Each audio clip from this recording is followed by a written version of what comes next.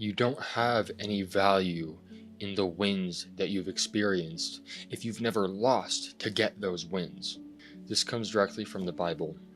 Romans 5:3-4.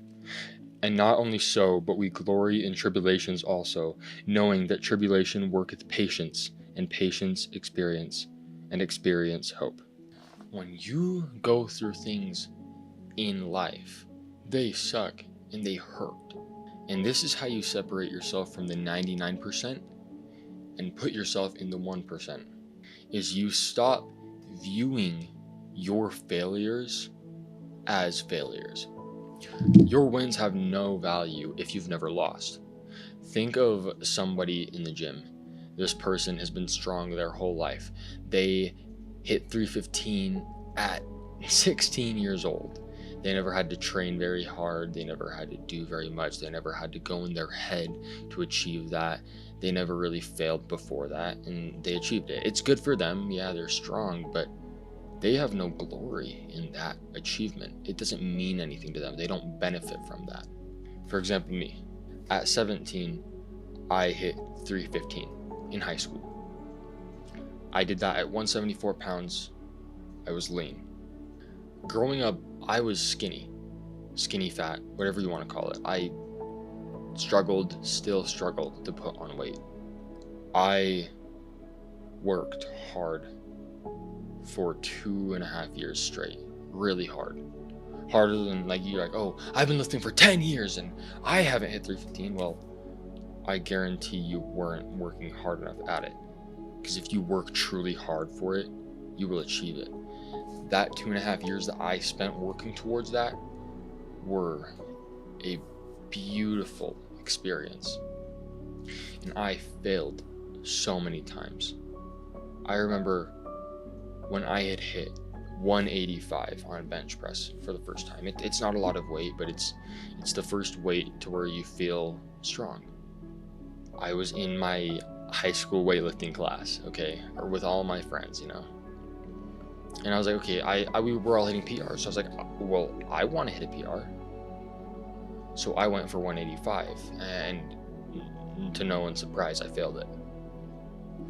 And then they're like, okay, just try again. I was like, you're so right, dude. I need to try again because honestly, I know I can hit it. Like, I feel like I can hit it. And then, so I tried again. I pushed as hard as I could, and I failed. And then one more time, I was like, okay, I need to go try again. I know, 3rd time's the charm for a bench PR. What are you thinking? I was thinking of success. So I went for the weight one more time. It went down. I pushed it up as hard as I could, and I failed it. I failed the PR 3 times in a row. So then I was pretty defeated. So I went out into the hallway and I was like, dude, what do I do? So I went behind a door where no one could see me. I kneeled down and I prayed for the strength to be able to hit that weight. And I went back into the class, loaded up 185, and I got on the bench. The bell rang for us to leave class. Everyone started leaving. It was just me and like 2 other people who were watching me and spotting me. And although it was probably one of the slowest reps of my life, I hit the weight. On the 4th try. Screw 3rd time's the charm. You have to go until you can't.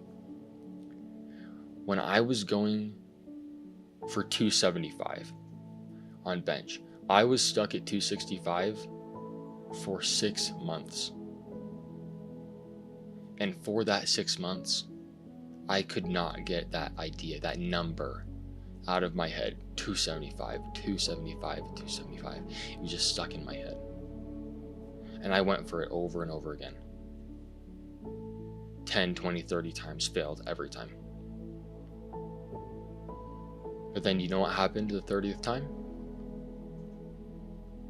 I hit the weight. And it took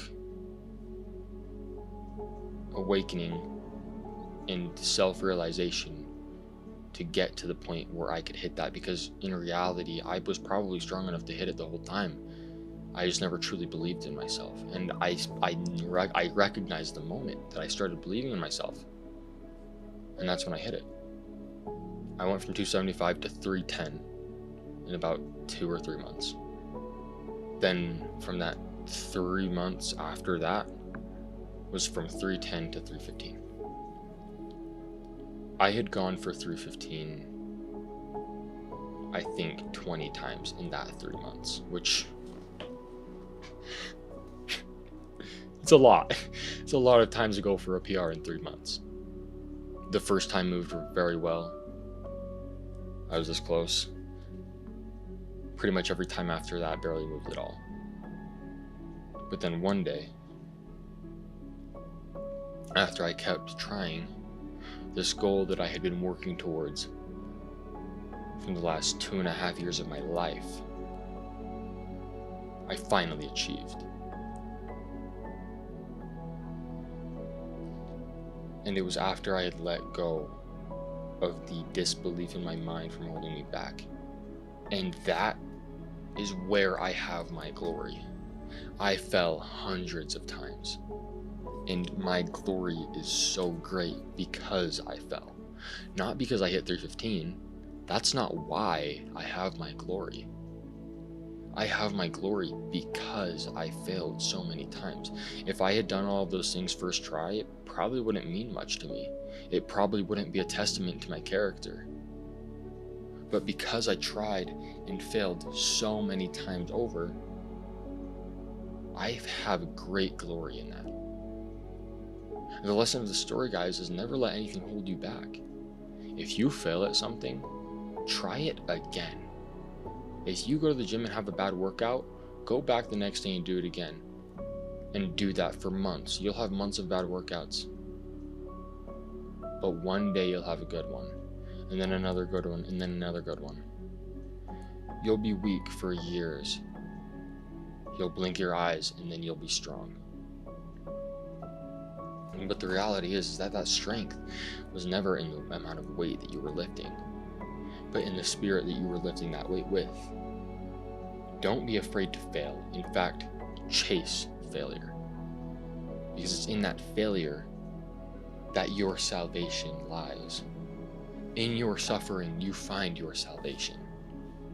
And although those times were very self-inflicted suffering, and it was very painful and hard, I will never regret that for a single moment.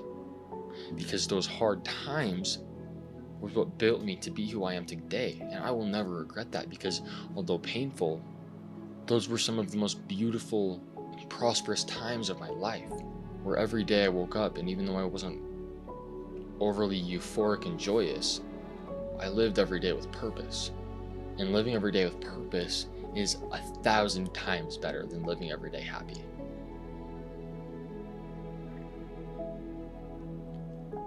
So live every day like you mean it. Don't be afraid to fail. Chase your failure, because it is in your suffering that you will find your salvation.